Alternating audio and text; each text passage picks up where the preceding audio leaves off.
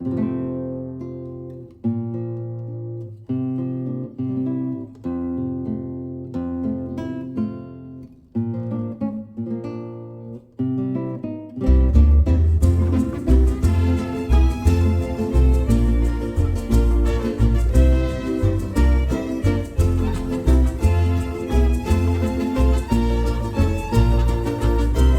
good evening. This is Barb Bacon. I'm a community advocate here in South Charlotte. Generally, I drive people around and to doctor's appointments, and I'm getting ready to have my sign-up list for taking people to vote. Buttons, once again, are, I believe in healthcare for all. I've got some people that don't believe in Medicare for all. Gun violence, let's get some control of guns, and Black Lives Matter in honor of our friend Joel that passed away last year. So that's it, guys.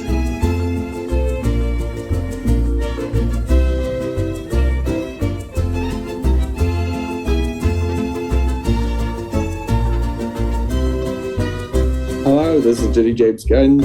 I am a community advocate here in Charlotte, North Carolina for LGBT women's rights with the National Organization for Women, gun sense laws with Moms to Men Action, and anything that extends equity to all. Thank you.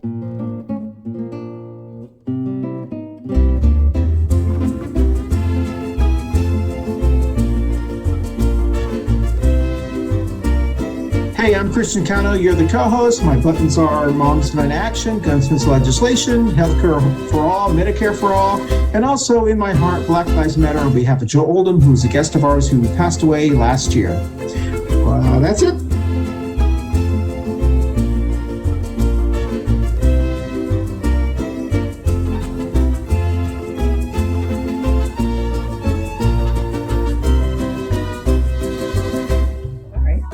And there we go. Good morning, everybody. This is Coffee Pan Dulce, and we're in Valentine's week here. So if you're seeing this show, when it drops on the podcast platforms or Facebook or wherever you're watching this from or listening to it, it is Valentine's week, which if you are coupled up, Thanks.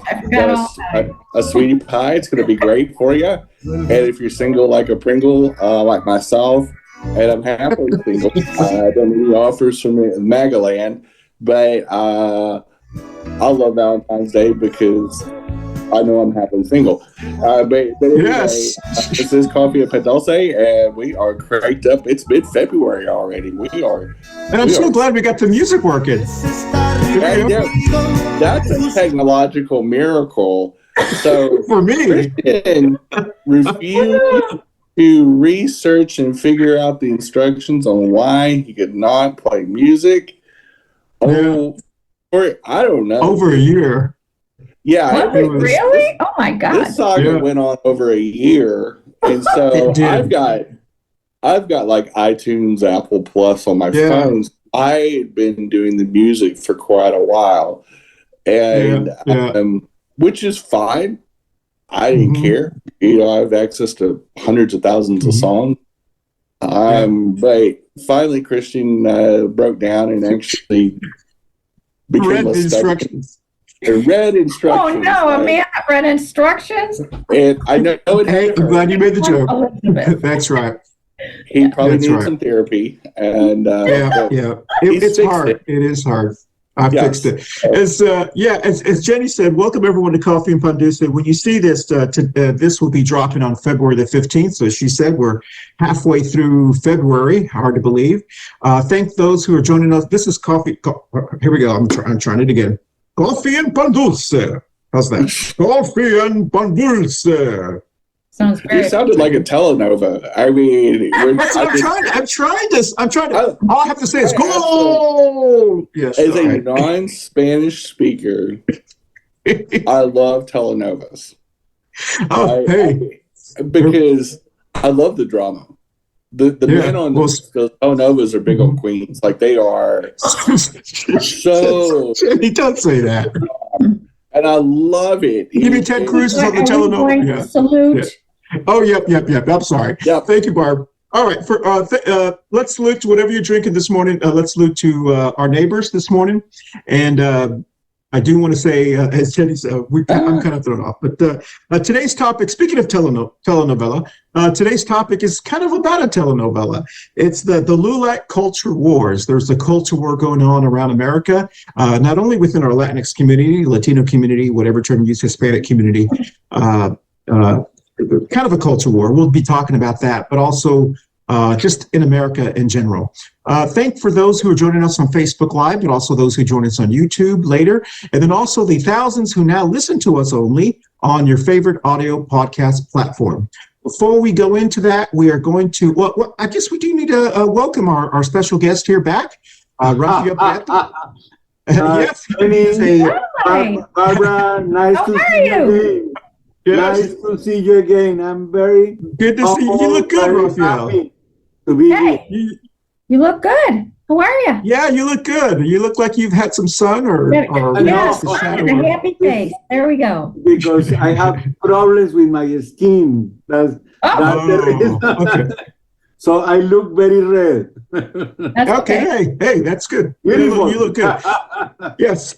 We were going to have joining us, but we got a message this morning. Full disclosure, we actually tape the show early now. And when you're watching the show, it will be February the 15th. However, we're taping it on February the 8th. And last night, which would be February the 7th, with the State of the Union address, there was a special election that occurred in the state of Pennsylvania. There were 3 special seats that were up for election in their state house. And the Democratic Party won those 3 seats. And so now they actually are the majority in the House in Pennsylvania. It was a great election for them. One of our guests who was going to be joining us was probably involved in that. I can't speak on his behalf, but he was the former Deputy National Director for Tom Sawyer for President in 2020, and he lives in Pennsylvania, and he is still involved in politics. So he's not going to be able to join us. He has some things, press conferences this morning, so we are going to miss him. But before we talk about it, we're going to pause just a second. We're going to talk about our Barb's 3 current events.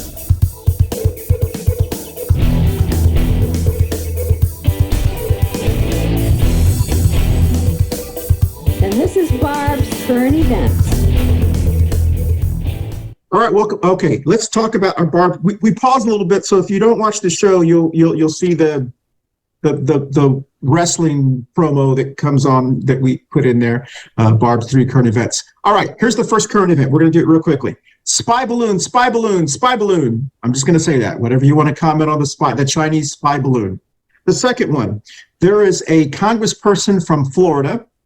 She is kind of like a MAGA person. She wants to be like the Latina MTG.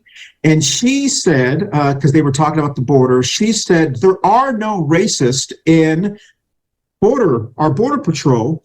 And the reason there are no racists is because the border patrol agents are majority Hispanic. So there can't be any racists. Mm-hmm. Tell me what you think about that. The next one is, there is a battle going on right now that started, when you watch this, it'd probably be a week old. Trump versus DeSantis, there's a battle. Trump has taken his gloves off, and he's now posting nasty stuff about DeSantis, him being a groomer, and it's going to get nasty. So, Jen, we're going to let you start, and then we'll go with you, Barb, and then Raphael. If you do want to comment, you're also welcome to comment. So, Jen, you go first. Well, I guess, first of all, you may not be racist, but you may be a xenophobic or a bigot or just a mean person. I mean, like, okay, we'll take racists on the table just for a second, but you can be not a racist, but you can be a bigot. Like, you could be homophobic, you could be transphobic, you could be xenophobic, or you could just be a friggin' wacko. So, she's kind of right, but completely wrong at the same time. She's sprinkling a little bit of truth with a whole lot of bullshit. The next one, the balloon gate, I'm here for it. I think it's one of the funniest stories of 2023. Conservatives have rednecks getting out in their yard trying to shoot up with a balloon, so much that they had to put out PSAs saying, do not shoot up into the sky. Exactly. You will not hit this balloon. It's 10 miles up. You literally range of your gun straight up is not going to go up more than a few thousand feet before the bullet comes back down. And for MAGAs, they don't understand science. And so they had to kind of explain to them, like the Schoolhouse Rock videos where they would explain different things, like this is a bill and it goes to the Senate and it goes to the House and all that. They'd explain to a small child, hey, stupid, if you throw a beer bottle or fire a bullet up at the balloon, you're never going to hit it and it's going to come down and plonk you on the head. Gravity. Yeah, gravity. It's such a tough thing to figure out. Science is hard. I'd rather read Trump. What was the third one? Oh, DeSantis. Trump versus DeSantis, yeah. We all know I'm here for it. I hope they tear each other apart. I hope they dig up dirt on each other. I hope it's like the WWE. Get out the popcorn, Christian. Get out the popcorn. They oil each other up and hit each other with chairs. To me, these two big old queens, and we'll talk about it more this spring as this heats up. These two people are so much alike and so narcissistic. And because DeSantis didn't kiss the ring like Nikki Haley did, and DeSantis is more successful than Trump. He has gotten through the Florida legislature all the crap he's won to pull. He's well on his way to destroying public schools in Florida. They're gone. You can just in less than 2 or 3 years, the Florida public school system, at least K through 12, will be completely privatized. Mark my words, just like I said in 2019, Trump's going to lose way before COVID. I predicted it on the show when everybody, including Christian and everybody else, laughed at me. I predicted Trump's loss. You didn't laugh, I kikied. Yeah, you kikied. Okay, well, that makes you a bigger asshole. That's I'm telling you right now, by 2026 or less, Florida public schools will be completely privatized. We will have schools brought to you by Amway, Krispy Kreme, and Chuck E. Cheese. Just like professional sports. And Florida can't afford to get done. Yeah. But Florida schools are going to be atrocious. It's going, and, I'm here for it. Republicans want to trash this country. Let them trash a few. Okay. Florida's already won. All right. Barb, you want to comment on any of those? Okay, let's talk about the Congresswoman from Florida. But by the way, just to let you know, her name is Anna Paulina Luna. Congressperson Luna. Anna Luna what? Never mind. If she thinks that because they're LatinX, to use a generic term, and they're not racists or bigots, let's talk about the death of Tyree by whom? Exactly. Hello. It doesn't fit. And for people that can't see the parallels to things like that, I don't want to listen to them. So I'm not saying anything. She'll get hers. Good point. Schools in Spy Balloon. Oh, Sky Balloon. I'm sorry for that. I don't even watch it anymore. Okay. All right. Between you guys and my neighbors and my family, I'm like, enough with the balloon, will ya? I mean, it was crazy. It was crazy. Yeah. Well, it is what it is, and I found it extremely interesting, though, that there was a balloon over the country when Trump was in power. Yes, 3 times. He would have taken care of it if it ever happened. So, the Pentagon, fake news, you guys, come on. And then Trump versus DeSantis. I'm with Jenny. I'm going to sit down and I'm going to laugh and I'm going to watch it. But let's think about other states and what they're trying to do. They want to make public schools absolute disaster areas. And guess who's going to be going to those public schools? The Black and brown communities. So if those communities don't wake up and start voting against them instead of for them for whatever reason I cannot comprehend, then guess what? You're stuck with what you're stuck with, and it's your own darn fault. I'm done, but it's really, really sad. And if people can't see the writing on the wall, then they're going to experience it too late.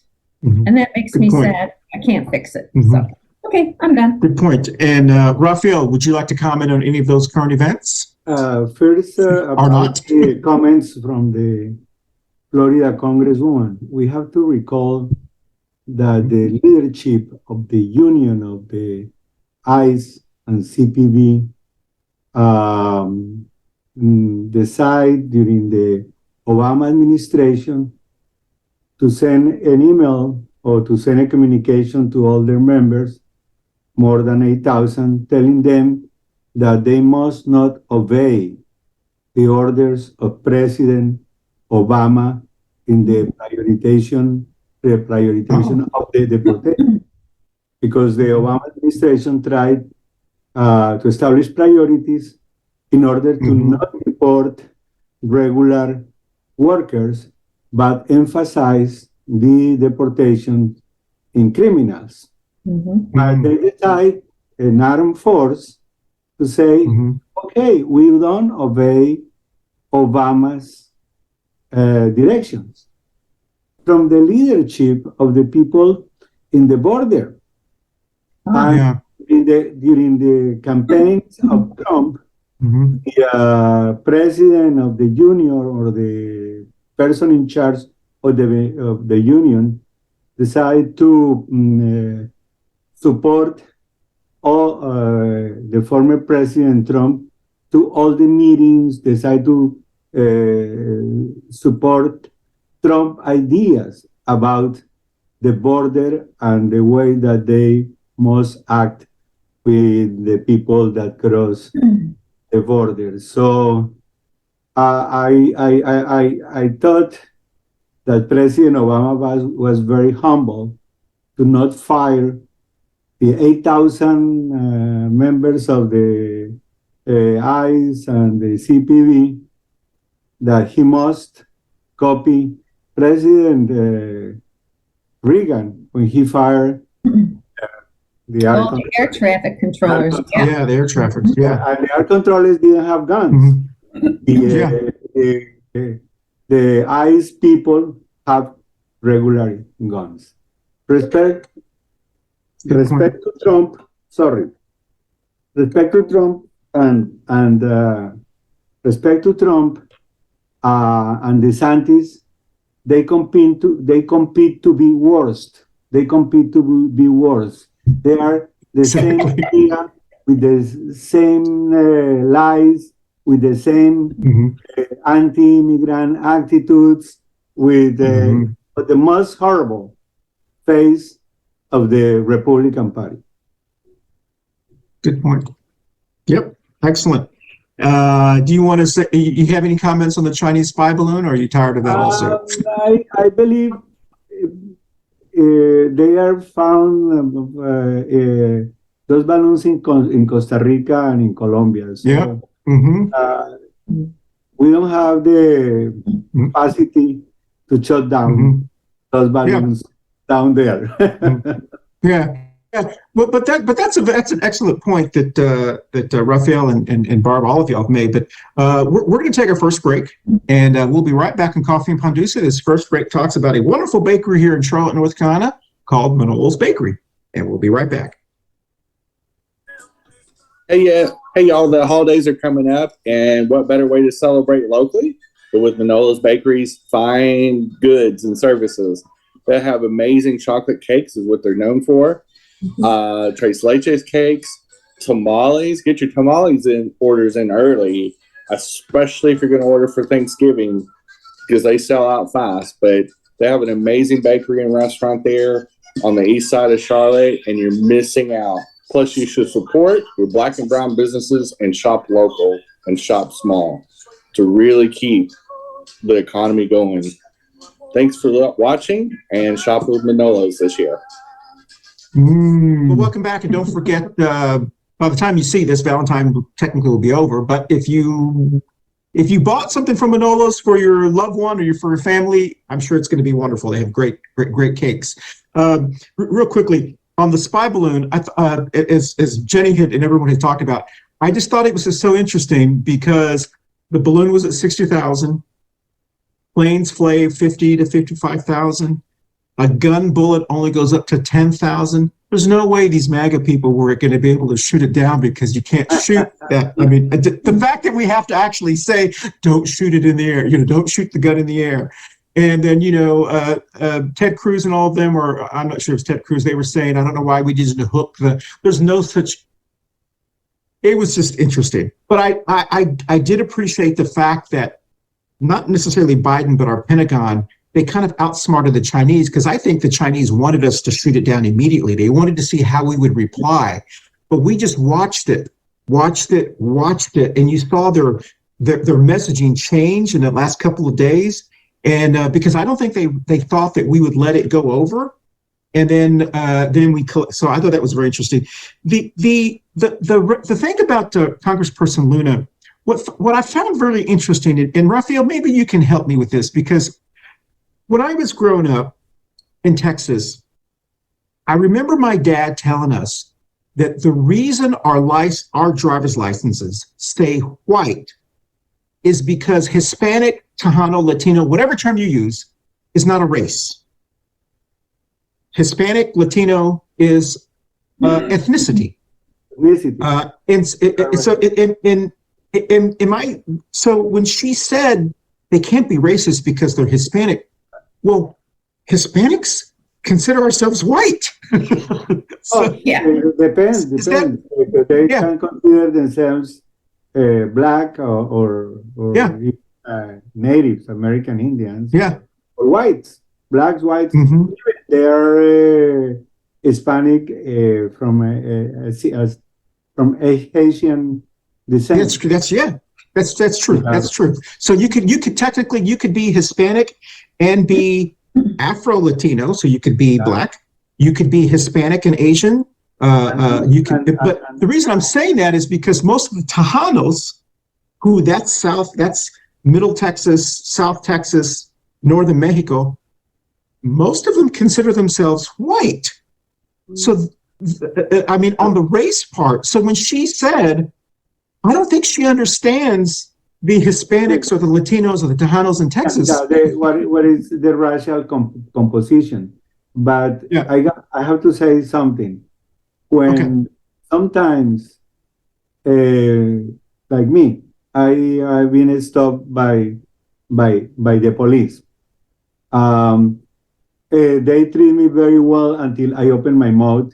Mm-hmm. They found that I am a foreigner and maybe Spanish. And at that moment, I feel racially discriminated. Yeah. Independently that I look white, I have green eyes or whatever, but immediately I think in the people that are mixed, Hispanic and Indian, that have Indian features, and how the police, when they are tried to be disrespectful with other people that look different, they treat them really are discriminated with the idea of race. You understand what I'm saying? That's a very good point, Raphael. That's a very important point, because we actually talked about this a couple of shows ago about how in Texas, one of the reasons why a lot of Tejanos are against people coming over the border now is because they're no longer a Mexican. They're no longer just Mexican. They're from Central America and South America. So they don't look like them anymore. They look like more the other people. And so, if you are a Tejano and you're in South Texas and you think you're white, and then a Nicaraguan or Salvadorian comes over, they don't consider themselves to be the same. And so there can be bigotry and racism. So when this congressperson says that, it's almost simplifying. I don't know how to describe it. Jenny, maybe you can save me on this one. Lack of education, lack of knowledge. She doesn't have a complete understanding of it. It's just... I mean, I don't think it's a lack of education. I think it is this has been the Republican MO since Nixon and Reagan, is you sprinkle a little bit of truth. And so they can't be racist because they're all Latinx descent. But it's bigotry can come in different forms, just like Raphael's example of if he gets pulled over by law enforcement, and he has a very Anglo-passing appearance, but then they hear his accent from, he's got a wonderful Colombian accent, but the law enforcement is going, oh, was this person here legally? Is it, and it opens up a can of worms. It automatically, because somebody has an accent, which my grandparents had an accent, they had a German Czech accent, and if they were alive today, they'd be like, well, where's your papers and all this kind of stuff. And then all of a sudden, xenophobia and the fear of, just whatever kicks in, especially with law enforcement that can be hyper vigilant, can be hyper aggressive. And as we all see with Tyree and so many other people that law enforcement tends to draw their gun first and ask questions later, or overuse tasers, which tasers can kill people. There's so many things that can go wrong when you don't know how to de-escalate a situation. When you put fear in somebody, like Raphael, automatic fear would be, well, they may take me into custody. They may spend hours interrogating me, because I have a friend, Miguel, from South Texas, that his features, depending on whether he's wearing a beard or not, he doesn't really look like Miguel. He looks like somebody more from like Afghanistan or something like that, because of his features. So does my my brother. And so he's got curly hair. Yes. He has. He's part Brazilian, and so he has some really wavy hair. He has his jawline, and when he grows in his beard, he's gone and he flies for a living. He travels for a living. So there's international business and tourism negotiations. He's in a different city in the United States all the time. So he goes. So he had to start shaving his beard because he got stopped at the Kansas City airport. Got interrogated by TSA for 5 hours. They were saying, "Oh, you're not American born. You're a spy. You're a terrorist." He had to get his lawyer uncle, that's a powerful attorney in Houston, Texas, to call them and say, go through all the legalese to get him released. And he's American born. Miguel was born in the United States. He's as American as he can. I mean, he speaks 5 languages. He was born and raised in Texas, has a master's degree, all this, completely sounds American, has a complete American accent. And they literally did everything but break out the rubber glove on this guy. Wow, that's crazy. And people that have either a look or an accent can be interrogated by the TSA unjustly, the law enforcement, local law enforcement, especially local law enforcement, and it's a terrible thing. It's very decisive, and it's done on purpose. So when a representative like that in Florida does something like that, she's putting a trial balloon out there. Maybe it's too soon to use the word balloon, and floating. Hey, the Border Patrol's not so bad. They're people too. Apparently, I was not familiar with her until I saw this that came out on the news, and when I looked her up, she's a young Latina elected in Florida, Republican. She's a big MAGA person.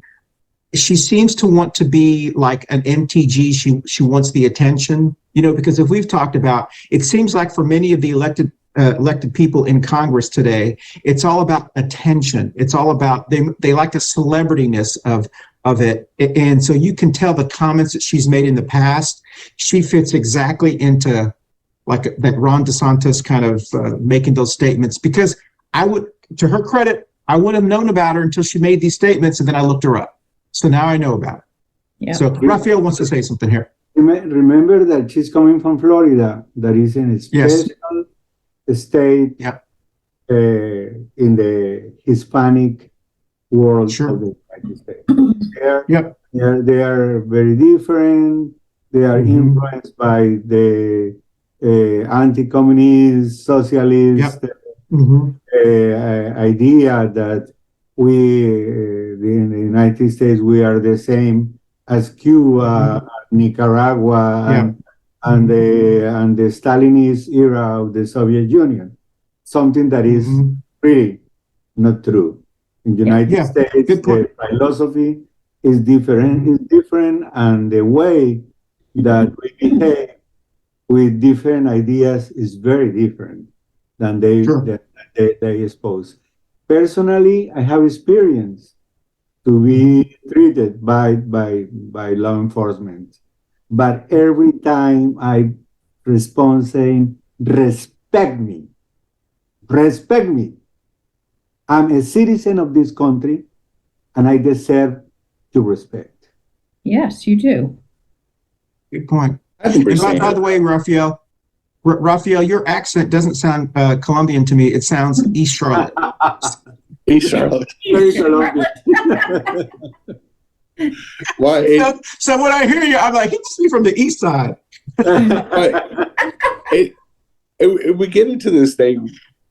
Republicans have done a good job over the years of creating false narratives and normalizing abuse from law enforcement and people with guns is not all right. It's not smart. It's not good policy. It gets people killed.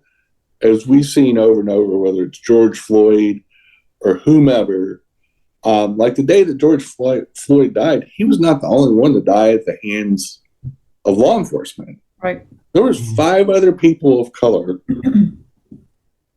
that were killed by the police on the exact same day that George Floyd was murdered. And it's just that George Floyd's was really heinous because of the way it went down. It was all caught on video. And the fact that they put a knee in his back and cut off his air supply for 9 minutes was a very dramatic way not only to get murdered, but clearly was very provable in court. Like all you gotta do is play the video. Like you can't, and you see the other 5 cops just standing there watching this killer cop do this. And so much of the stuff that goes on our southern border, for example, it is stuff that we don't see on camera. We don't see the abuses. We don't see the cruelty, the inhumane treatment of our neighbors. Well, they don't have phones. That's the only reason why they don't have phones. Otherwise, I think it would be. I mean, they survived. Apparently, they don't allow them. You can't even have your phone out when you're there. Well, and if you're running for your life, literally, I mean, you've trekked from wherever you started from to the southern border, no matter how you got there, no matter where you came from. It's not like they're going on a rail tour of Europe, like they're not on a luxury trip. These are very impoverished people, very desperate people that know where they came from. They can't survive because nobody wakes up one morning and says, "Hey, I think I'll leave El Salvador on foot with everything that I own, that I can carry, and my kids and my wife and whatever the situation is, trek all the way across another country that's not my homeland, and try to get into another country that has armed guards and jeeps and machine guns and drones flying over my head and everything else." Like, this is not something people would do for shits and giggles. This is not a pleasure trip. These people are fearful. Some of them have gotten eaten by wild animals. Some of them have been shot by ranchers. They've gotten in crossfire in the drug wars, probably leaving the country because of the narco wars or environmental disasters or whatever. And so to put yourself in their shoes is what we should all do. We should all think about how we got here, what our origin story was. Like my grandparents coming over on a ship at the bottom of the ship because they were poor immigrants. They had no money whatsoever. And think about what they had to endure and have a little sympathy and empathy for these people.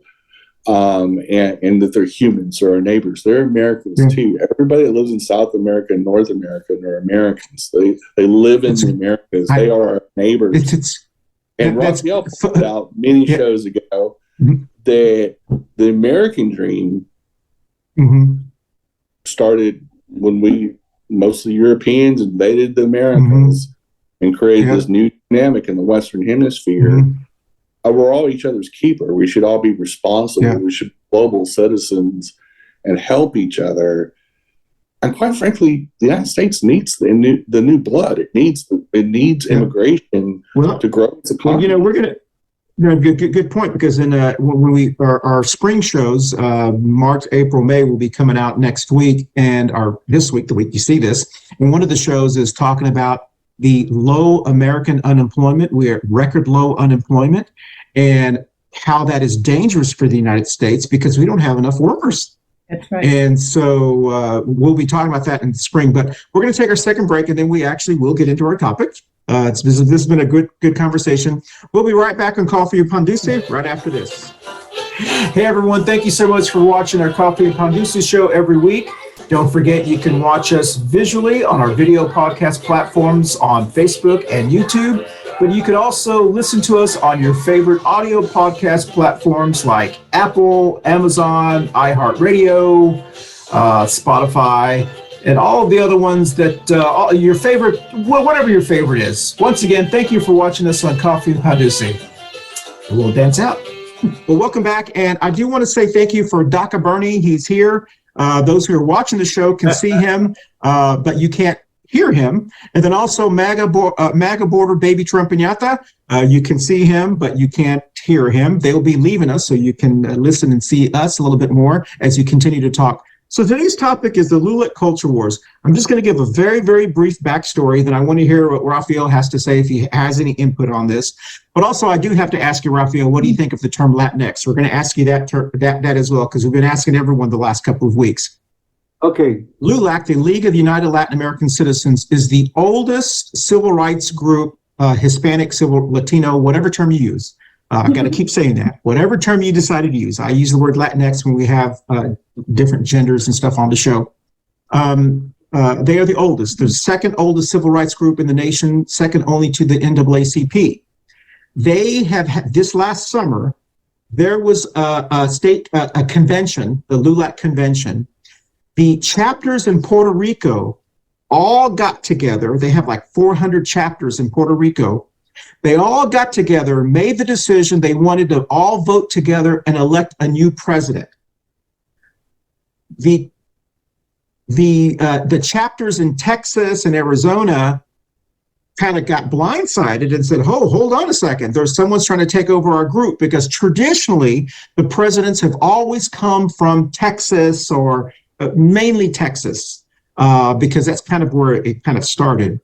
So somehow there was some culture war going on, and they fired the executive director. The executive director left, and then, if you remember, when Elon Musk took over Twitter, when he first took over Twitter, he gathered some civil rights individuals to talk about how to handle racism with Twitter. So they invited someone from the NAACP, they invited someone from the Asian community, and then they invited the old executive director from LULAC, who technically was not supposed to represent LULAC. So what happened was when the LULAC found out, they said, "This person does not represent us. So why don't you invite someone from our group instead of someone who Elon Musk may have known?" I'm not sure that that's why we had invited him on the show, but obviously they did not want to come on the show and talk about this. So that's how it kind of started. Also, prior to this, LULAC had issued an official statement in 2022 that said that we will never use the term Latinx. We will always use the term Latino or whatever term they decided to use. Right about the time a congressman in Arizona, a Latino congressman, said we will never use the term Latinx. So there started to become this almost generational war within LULAC, because the younger LULAC members use the term Latinx. The people who are members of LULAC Pride, which is the LGBT version of LULAC, they use the term Latinx and so forth. So we wanted to kind of talk about this. The reason this impacted me and us who live in Charlotte, we have been trying to form a LULAC chapter in Charlotte for 3 years. We have gone back and forth asking for help because there's not a local LULAC chapter. We have not had any communication with them for the last year. They have completely just ignored us. And so we thought, well, maybe they just didn't want us. Turns out one of the reasons was because they were having this kind of thing. So they weren't really forming new chapters. After we sent them a message to say, we're going to be talking about this, would you like to have someone come on the show? We may have someone from Spanish media on the show. Thank you, Raphael. It's probably the only reason they sent us this message. They sent us an application. It's the first time they've sent us.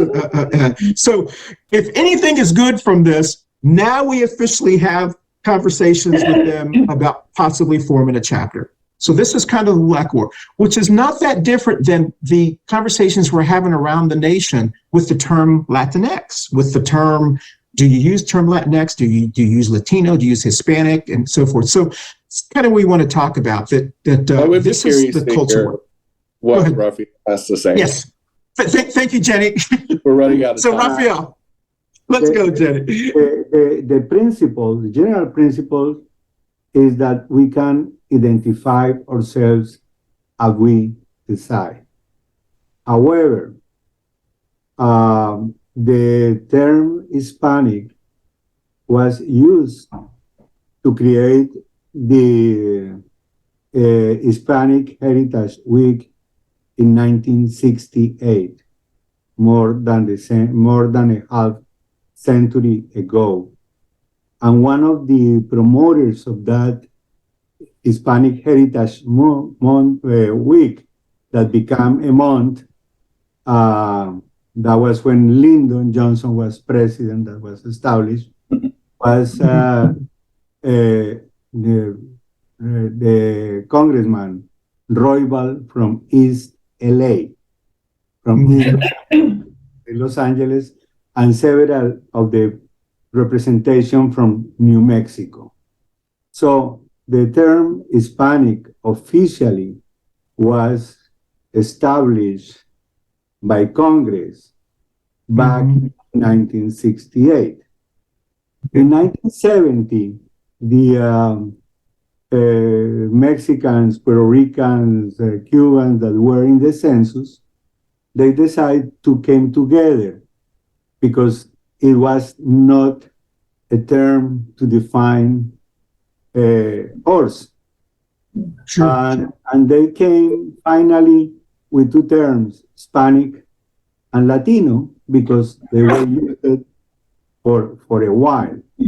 So those two terms has a larger an older tradition in the United States. It's not something new that I decide for myself to become Hispanic or Latino. When I came to the US in 1979, that was close to the year. So after that President Reagan established the Hispanic Heritage Month. Yep. And already I learned to use both terms because Hispanic was included in the style book of the UPI and in the New York Times. And the term Latino was in the style book of the Los Angeles Times. I believe Latinx is a not new term with the purpose to include everybody. However, with all the respect, the Latino community in the US is composed by progressives and conservatives. And sure. one that are very far in the left, others that are very far in the right. And the reaction from the conservatives usually is that they are not included or they rejected because they have prejudice against the LGBTQ community, because they are against the abortion. They see that something that doesn't include, that term doesn't include them. And this is something that I telling you from a very open perspective. It's not that I don't want to use LatinX, but the Pew Center has done several surveys, and all of them establish that the people first identify by their country, if they are coming from Latin America, and second, the most term accepted is Hispanic, the third is Latino, and Latinx has the support of academics, younger generation, millennials, and the other generations after millennials. But it's a term that is rejected also by old people. If you tell Germán de Castro that he's Latinx, he will be furious. Well, but Raphael, but what you said, it's so great to hear what your perspective, because that's exactly. I mean, I remember, and I said this a couple of shows ago, and I don't know if Jenny remembers this too. We grew up in Texas. I remember from my own family, they did not want to use the term Hispanic. I remembered my dad saying, "I'm not Hispanic. I'm Mexican American. I'm Tejano. I'm Chicano." Or I'm Mexicano. Mexicano and yes, exactly. Mexicano and Chicano, they were the two terms of the time. That was in the 70s when the East LA protest and the Vietnam War. Chicano became the term to identify people from Mexican origin in the Southwest, totally from California to Texas, Arizona, and New Mexico. All the border and Colorado, they were Chicanos. Yeah, and that's one of the reasons why this Latinx thing is not surprising to me, because I heard this before when the term Hispanic was going to be used. And so the one thing that I've said was, the one thing that makes this different is these are younger Latinos, Latinas, Tejanas, whatever term you're using. They're saying, I want to decide what I want to be called, you know? And so to me, that's what makes this so much special. So don't you think it's... And I have to concede that Hispanic was rejected by especially Mexicans due to the conquistadores and the Black legend about the Spain in America. That was something, but Latino was used by Napoleon III when he invaded Mexico to tell, well, anyway, we are Latinos too. Good point. Wow. And I think language also evolves, and you saw this with the Black community, for example. I played on MLK Day. I played a clip of Dr. King talking to NBC News, and when he was interviewing, he was talking about his community as Negroes. He was using the term Negroes, and today, if you use that term, you're probably going to get punched in the face. And I've not heard anybody in modern times use that term. When I was growing up, it shifted from Negroes as the common term to African Americans. That got traction in the 70s and 80s, and then the term Black started being used more. And then recently, you've seen in the younger generations using the BIPOC term, which is, Black, Indigenous, people of color, and more inclusive terms similar to, probably equal to the Latinx term. And Raphael's completely, I think, the Latinx term got coined by academics, people that were changing their view on gender mostly to be more gender inclusive. And honestly, the younger generations, especially people, Latinx people under 30, are more comfortable because they're more comfortable accepting the LGBT community. You see overwhelming support for all people in the United States. Sure. When you get to the LGBT community and their views of that, for adults 18 to 30, it's like 90-95% are okay with the LGBT community. As you get older generations like our generation, Generation X, or even the baby boomer generation, there's a lot more resistance to the LGBT community. Change in general. And so, and conservatives in general are not very accepting of the LGBT community. So you have a lot of things in play.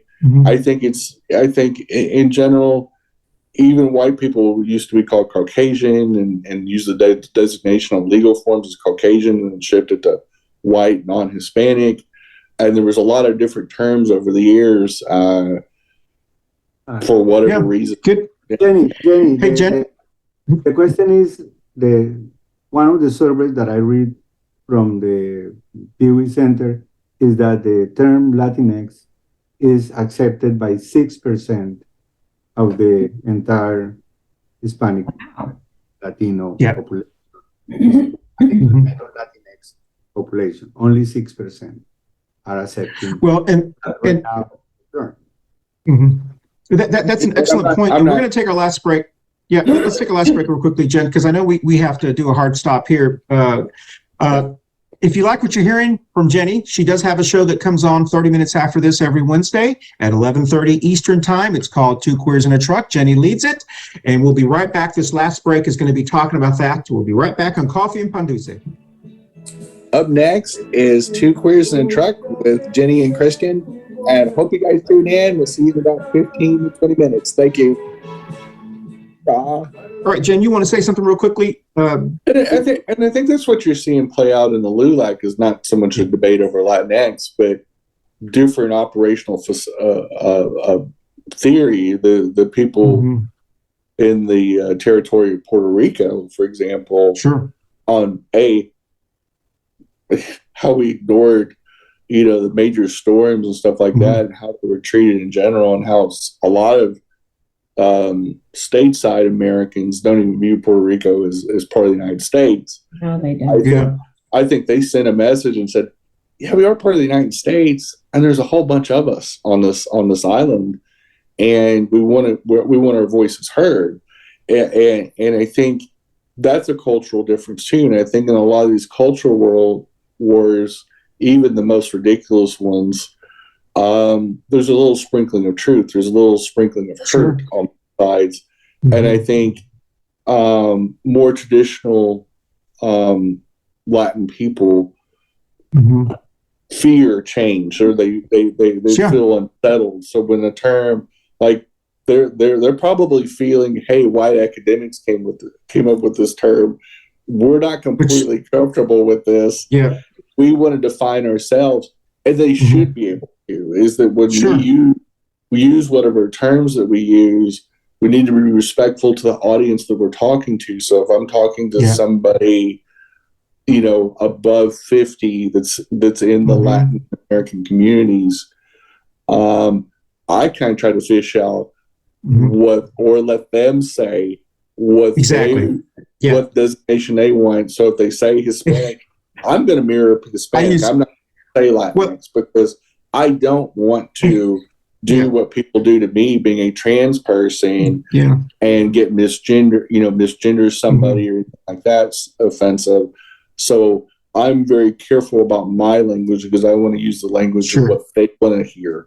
Because I'm not Latin American. So, no, that's a good point. And as we have said from the beginning of the show, from 2018, when Mama Ruth was here and Jeff Scott was here, and even Tony Foreman, and all the years we've been here, use whatever term you feel most comfortable with. We say that all the time, and we still get messages on all of our social media sites. So I have to ask Raphael this question. If I use the term Latinx, Raphael, do you feel that is a racist term? No, I don't think it's a racist, but I would say that it's something that for me, I'm a just. I have lived in this country for 45 years, and all the time I have used both terms, Latino and Hispanic. I use adjust to call when they talk about everybody as Hispanic or Latino. I have to say that if the people decide to change and evolve or whatever to something, is the ones that have that power are the community itself. But the reality now is that most of the people alive like me accept more Latino and Hispanic than Latinx, and that the conservatives don't feel included. Yeah, that's a good point. Excellent. Well, listen, so if you're watching the show, which the ones who say this don't watch, but if you're watching this show, please stop posting that we're racist because we use the term Latinx. Because I'm Latinx. No, it's not. Tejano. You can use it because if you feel Latinx, you have to use Latinx. That's it. Yeah. All right. Well, so we got the most pushback from the show title. This is the funniest part. So the actual show title of that episode was about Hispanic Heritage Month, but in the subtitle we threw out many terms. We put Tejano, Latinx, Latino, Chicano, Hispanic, Chicano, and say, what do you call yourself? And it was more of a question. It was more of a, hey, click on our show and watch our show to see what we talk about. And the conservative people, the MAGAs mostly, this is mostly white male MAGAs too. So these weren't, we didn't get anybody from the Latin American Hispanic community saying this. This was all white guys. Older white guys. Well, why did they have anything to say about it to start out with? They're white and they're male. Because they have something to say about everything. I know. So I'm getting really tired of that too. We're calling us racist and all kinds of other crazy things. And whatever they could dream up as they were eating paint chips and stuff like that. But these wackos just want to get mad about it. But you could tell they had not watched the show. And that was the point. It was based on what they were saying. I'm like, well, you obviously did not watch the show. But the good news was they helped. The good news about that and about this and about when we talk about these type of issues, they helped us get 300,000 viewers in 2022 and 500,000 listeners. So we thank them very much. This show will probably have about 3,000 viewers and about 20,000 listeners, just because we're talking about. That's good. Yeah, exactly. Please add more. That's right. Well, listen, this has been a great show. We do have to end on time because respectful, everyone has things that they've got to do. So we're going to go around the Brady Bunch screen real quickly in 30 seconds or less. Tell us where you're going to be the weekend after February 15th. So we'll start with you, Jenny, Barbara, and then Raphael. Go ahead, Jen. I have no clue, but I will say I have two things that have happened in February. One, my gaming event is the next date is March 4th, which is a Saturday. We're going to have it from 3 to 7 at the Summit Seltzery. So it's a cute place. It's a lot of fun. Whether you play games or not, we do a free show and a DJ party, and it's just a blast for all people. The second thing is, I did get awarded a grant from the LGBT Chamber of Commerce and Wells Fargo to help grow my business. And so I'm very appreciative of both those organizations, as well as the Wedgwood Church, for sponsoring the TGX Transgender mini business conference that we had last Thursday. It was wonderful to see those 3 community organizations and businesses take the lead on helping transgender-owned businesses. And we had 8 presenters, and we all got an award. We also get ongoing support from the LGBT Chamber of the Carolinas for the next 2 years, mentorship, marketing, and all that. So I'm very grateful. And very, very proud of you, Jenny. Way to go. Very good job, Jen. Bravo. Very, very grateful for Bravo, Jenny. Charlotte supporting trans businesses in these hard times. Yep. Yay. Cool. Well, I'm going to be in Charlotte and Winston-Salem, and other than that, I have no idea. So I'm done, Christian. And Raphael, where will you be? Do you know? I'm going to be on Friday, February 17th, at the Johnson C. Smith University, celebrating for the sixth consecutive year Afro-Latinos Black History Month. In that event, we will have people from Cuba, Puerto Rico, Dominican Republic, Guatemala, Nicaragua, Honduras, Costa Rica, Colombia, Ecuador, and Peru that are African descent, speaking about their experiences here in the United States. So wonderful. And that will be, and then in February the 26th, we will be celebrating for 8 consecutive years the independence of Dominican Republic here in Charlotte, the Charlotte Art League. And I hope to be on March the 7th in the North Carolina State Board of Elections, talking to them to the acceptance to present unofficial results for the voting of Hispanics for the first time, because that's awesome. we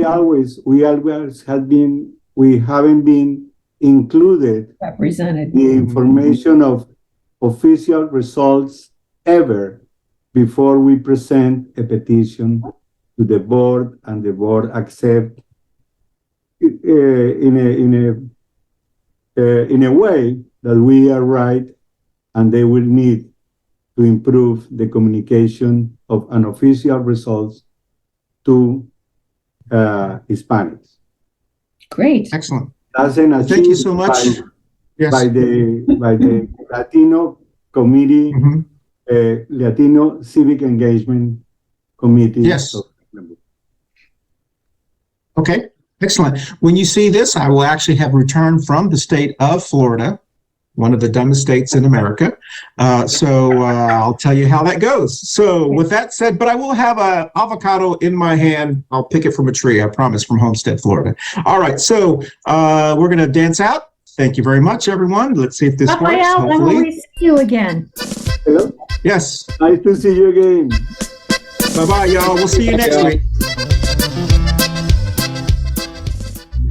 Hey, y'all. Thanks for watching Coffee and Pan Dulce, and we will see you next week. Happy mid-February and Valentine's week. See y'all. Bye, y'all. Hey, everyone. We just want to wish everyone a happy Black History Month from Coffee and Pan Dulce, and we will see you during our next show. Bye, y'all. Thank you. Next up, thanks for watching Coffee and Pan Dulce. Next up is Two Queers in a Truck.